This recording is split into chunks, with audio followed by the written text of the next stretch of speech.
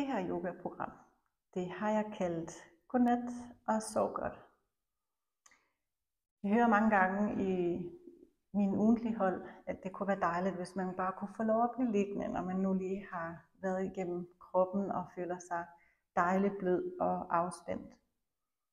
Så det her program, det er et, du vil kunne lave i din seng. Der er ganske få øvelser, og det er bare lige for at røre kroppen igennem og få givet slip på den dag, du har haft. Så fokuset er på din afspænding. Men afspændingen bliver altid bedst, hvis du har rørt dig lidt først. Så du behøver ikke at bruge noget særligt. Du kan have en tyk pude med dig, og ellers bare blødt underlag. Så du starter med at lave katten. Katten er en runding af rygsøjlen og et svaj, så du står på alle fire. Og så prøver du at slippe maven, slippe brystet og kigge frem i et svaj. Og runder, skyder ryggen rundt, sænker hovedet. Svajer. Her kan du måske få en indånding til at passe ind. Og når du så runder, så ånder du langsomt ud.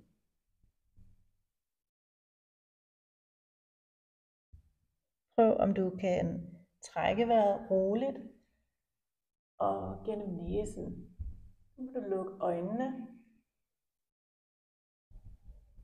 Måske også begynde at søge lidt ned mod hælene, når du runder. Kom tilbage op på alle fire, når du svajer. Runder ned mod hælene. Og svajer. Ånder ind. Ånder ud. Runder.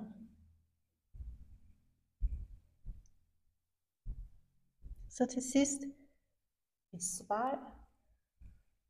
Og så næste gang du runder, så søger du hele vejen ned til hælene.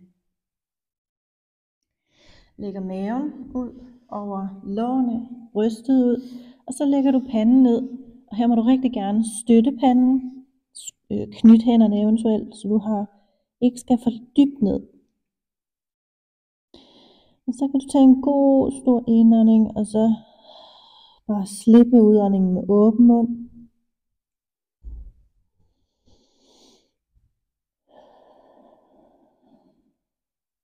Og så fortsæt bløde åndedræt ind og ud igennem næsen.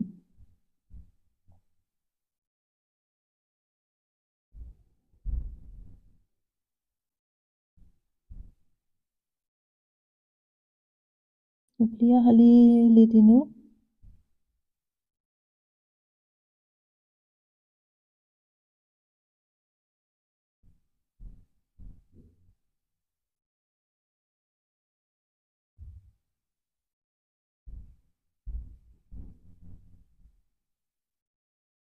Næste gang du ånder ind, så løft hovedet, løft brystet, kom op på alle fire igen. Og så lægger du dig ned på ryggen.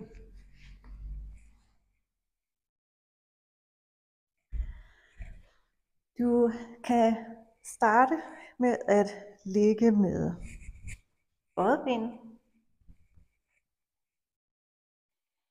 Gør lænden lang, nakken lang, sænk skuldrene, armene ned langs med siderne her. Fødderne de står i dit underlag, i madrassen i sengen, hvor du nu er. Og så løfter du lige ballerne op, og så ruller du op igennem rygsøjlen, sådan op til skulderbladene og ned igen. Sådan helt blødt rul op og ned af rygsøjlen.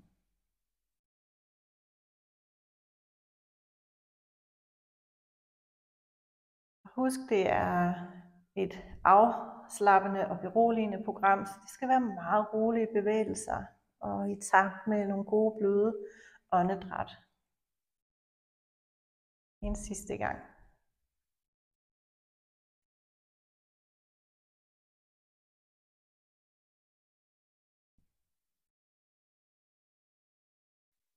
Så strækker du venstre ben ud og bøjer højre knæ op til brystet. Tag fat omkring knæet. Krammer låret ned mod maven. Afspændte skuldre og en blød ryg. Bare trykker ryggen godt ned.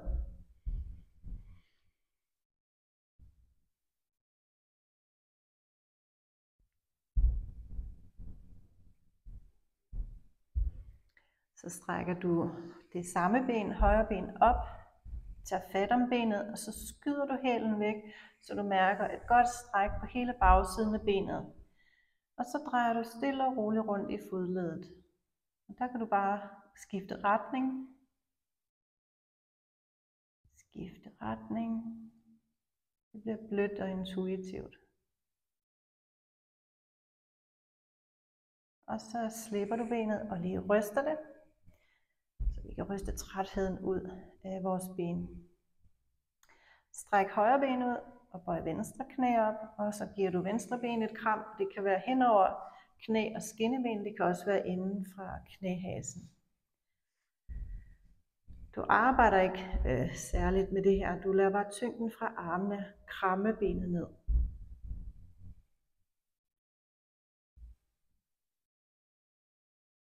Og rolig åndedræt.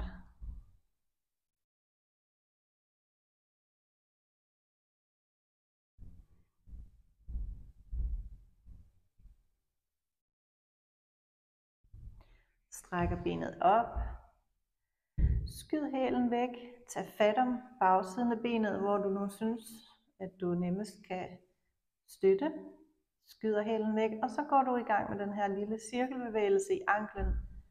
Den ene vej, den anden vej. Stille og rolige bløde bevægelser.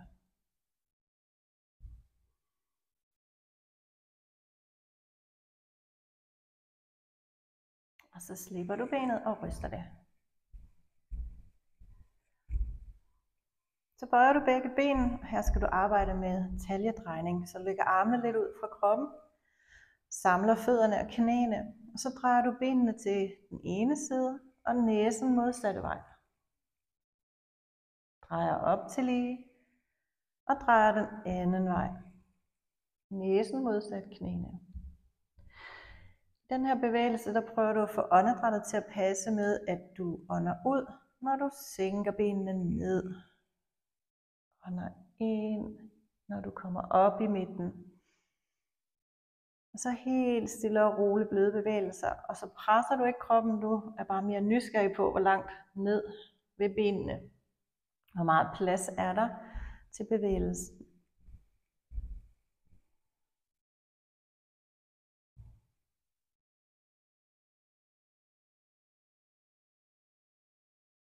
Vi vil ikke skabe yang med det her program. Vi vil blive nede i sådan yin-afdelingen, hvor vi ikke varmer op, men mere sådan kører ned. Laver den lige en sidste gang.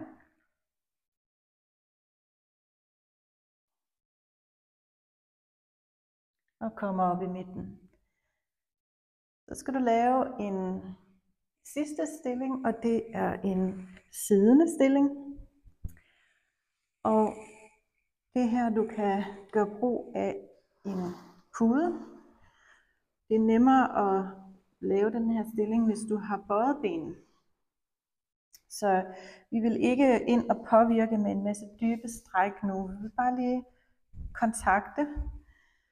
Og den stilling, du sidder her i nu, det skal du lave en foroverbøjning. Så du læner dig frem. Så sætter du albuerne ned i benene. Og så placerer du håndfladen hen over øjnene. Håndroden hviler på kindbenene, og fingrene de rækker op over panden og op i håret. Så skal du prøve at holde et let løft frem og en blød runding på ryggen, og så skal du bare hvile hovedet ned i hænderne. Og her skal du være lige et øjeblik. Mærk dine åndedræt ind og ud igennem næsen.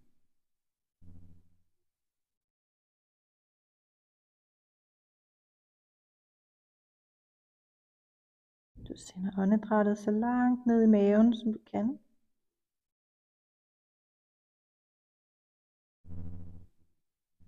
Når vi laver bløde foroverbøjninger og ligesom på den her måde slukker for lyset, så dæmper vi nervesystemet.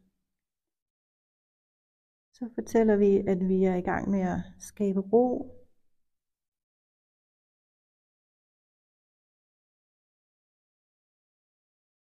Vi sætter foden på bremsen.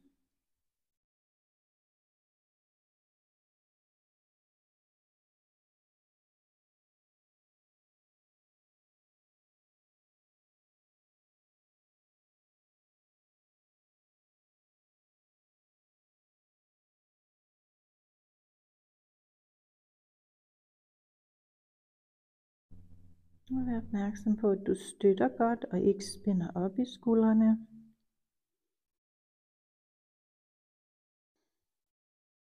Du må sukke, du må gabe.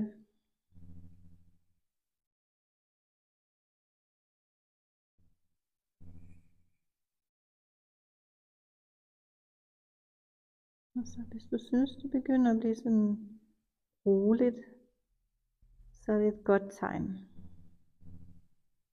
Giv dig selv lov til at give slip og falde til ro.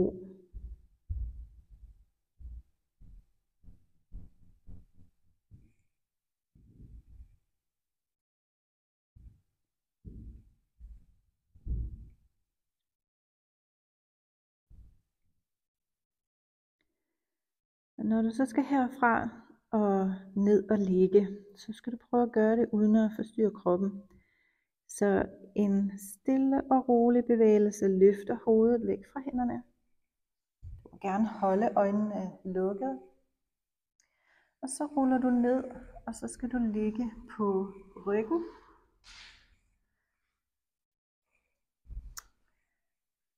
Og her skal du lægge dig så godt til rette som muligt, sådan at du føler, at du kan slappe af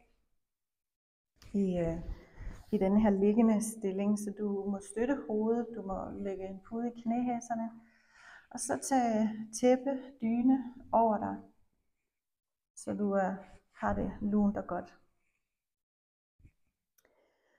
Når du gennemgår den her korte afspænding, så skal du prøve at holde dig vågen og bevidst, så du kan mærke, om kroppen den modtager de her rolige åndedræt og den her opmærksomhed. Så det du gør, er, at du ligger med lukkede øjne. Du prøver at lægge kroppen så bredt og langt som muligt. Og så tager du opmærksomheden indad på dit åndedræt først. Så du ånder ind igennem næsen. Og så sender du åndedrættet passivt ned igennem brystkassen, sådan at der kun er bevægelse i maven. Og den udvider sig på din indånding. Og så når du ånder ud, så flader den ud igen. Så hvis du har svært ved at fornemme, om dit åndedræt er i maven, så lægger du en hånd ned på maven, ånder ind, mærker om maven den udvider sig, og ånder stille og roligt ud igen. Og du skal overhovedet ikke presse, det skal være en blød og dyb og rolig vejrtrækning. Ind igennem næsen, ned og fylde maven. Og stille og roligt op og ud igen.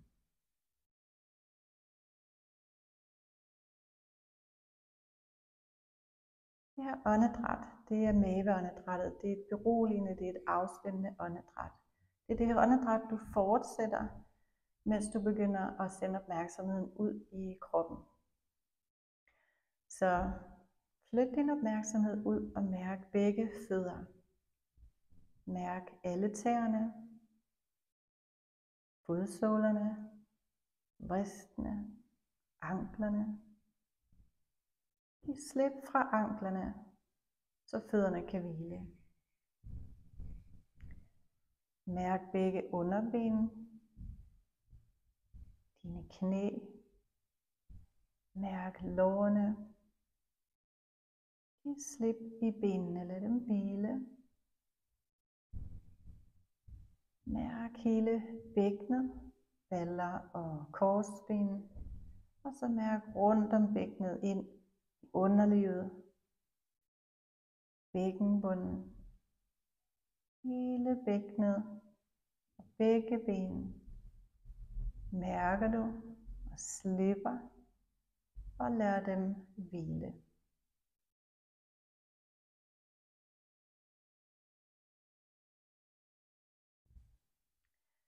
Send opmærksomheden fra korsben baller op igennem ryggen, så du mærker først lænden, du mærker midten af ryggen, den øverste del af ryggen, med skulderblade og bagsiden af skuldrene. Lad hele ryggen synke ned. Slip ryggen, lad den smelte ned i underlaget. Mærk din mave, de her bløde bevægelser fra åndedrættet. Mærk dit mellemgulv, dit bryst, helt op til kraveben, skuldre, skulderkant. Og din skulderkant, den er sænket. Og så giver du slip ud igennem skuldrene. Mærker dine overarme, albuer, underarme, dine håndled, dine hænder og alle fingrene. Mærk hele overkroppen. Tag eventuelt en lidt dybere eller fyldigere indånding. Og slip hele overkroppen på din udånding. Så mærker du halsen og nakken, fra nakke op i kraniekant, baghoved, hen over hele hovedbunden. Mærker ned ad siderne i tinninger og ører, og så kæbeled. Så kæben, den må gerne være afspændt, så du har lidt åbent kæbeled. Og så mærker du ansigtet. Den bedste måde at åbne sit ansigt på, det er med et let smil. Så gør panden bred og glat. Træk øjenbrynene fra hinanden. Så slip øjnene. De er beskyttet af øjenlågene, så lad dem synke ned og ligge stille i deres huler. Mærk næsen, kinderne, læberne. Og så kan du lade tungen hvile i det forreste af ganen. Resten af tungen, den slipper. Mærk dit åbne ansigt, afspændt. Mærk hele kroppen modtage. Kan du mærke hele kroppen på én gang, være til stede i hele kroppen.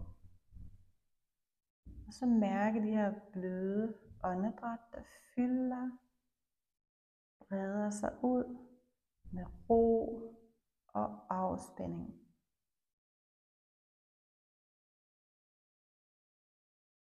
Hver udånding sender mere og mere tyngde og afspænding ud. Du slipper mere og mere.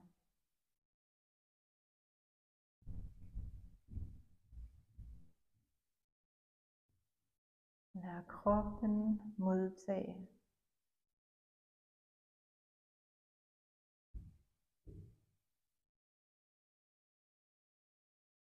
Og hvis du bruger det her som en pause midt på dagen, så kan du, når du synes, lægge dig om på siden og skubbe dig op og sidde.